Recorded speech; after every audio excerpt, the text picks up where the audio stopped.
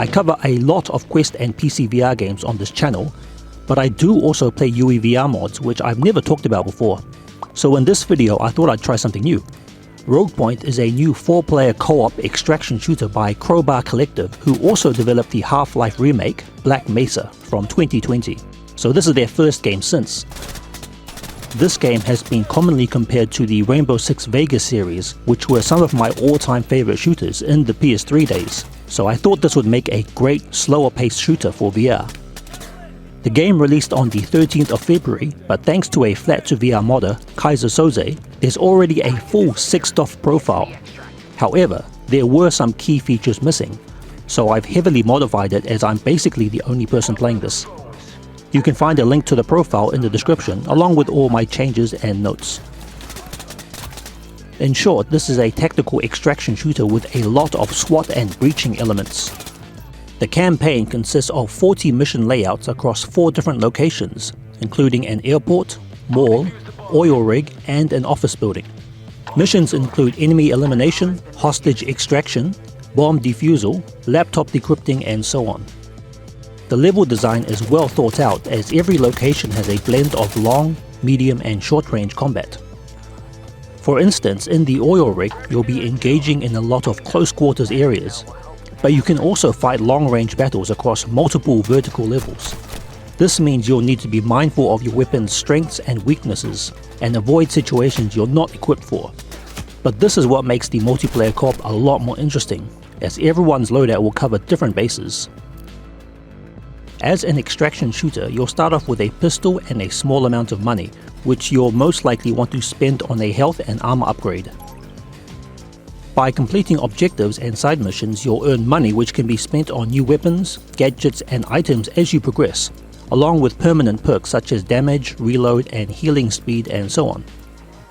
However, if you die, you'll lose all your gear and the money you spent on the last run, so the death penalty is pretty severe. But this is also what makes extraction games so intense.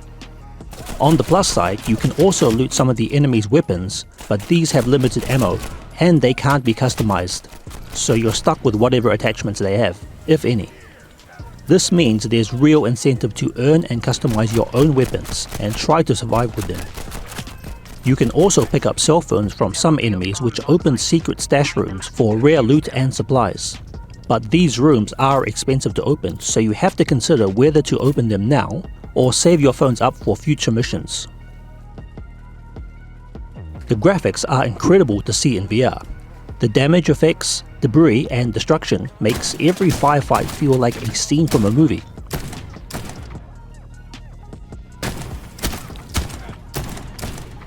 The textures are crisp, the lighting and rays add to the atmosphere, and even the reflections look very realistic. Surprisingly, despite the amazing graphics, the performance is absolutely flawless with the native 100% resolution on the Quest 3, but only after enabling DLSS 4.5, which makes a huge difference. In fact, this has also been a game changer for other PCVR games, so it's absolutely essential here. The default DLSS version that comes with the game is very old, so I strongly recommend using DLSS Swapper to get the latest, which is version 310.5.3, with either profile J or K. I've linked DLSS Swapper in the description if you need it. If you're watching a video like this, you'll probably be familiar with it, but if you need any help, just ask in the comments. As for the VR experience, the game is fully playable from start to finish, and can be played like any other native VR games. All the weapons, grenades, items, and health kits are all accessible with the motion controls, but there's just one minor issue. While the aim down sight button does work, you can't actually see where your crosshair is, as it disappears when you click ADS. So to remedy this, I've added a plugin to the profile that adds a permanent crosshair overlay, but it doesn't always align 100% with the real crosshair, so I'd recommend adding a laser sight to your weapon to improve your aim. With this said, playing in VR will slow you down a little. In solo, this isn't a problem, but if you're playing in co-op, you'll always be way behind, as most people just treat this game as a fast-paced run and gun. As someone who enjoys co-op games, this is probably the first time I've actually enjoyed a solo mode over the co-op, as everyone just shoots their way through the levels. So despite playing slower in VR, it's actually more fun this way as you're encouraged to rely on your tactics, gadgets and audio, which all makes the VR experience a lot more immersive. I've also added a smart lean to the left trigger, which allows you to lean either left or right relative to your position to cover. This significantly reduces your chances of getting shot and will keep you alive, which you'll definitely need when playing solo. I've added more intuitive controls such as tapping your HMD to drop a hostage and tapping your controls together to toggle the flashlight. I've explained all the controls in the description along with a link to the UEVR profile in the Discord, but do be sure to check the thread in case of updates. I'm also giving away a free Steam key to the game. Just subscribe and comment below what you like most about the game, and I'll pick a winner and announce it in the comments below.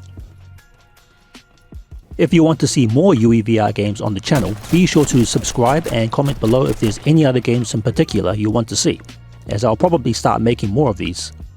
Until then, I'll see you in the next.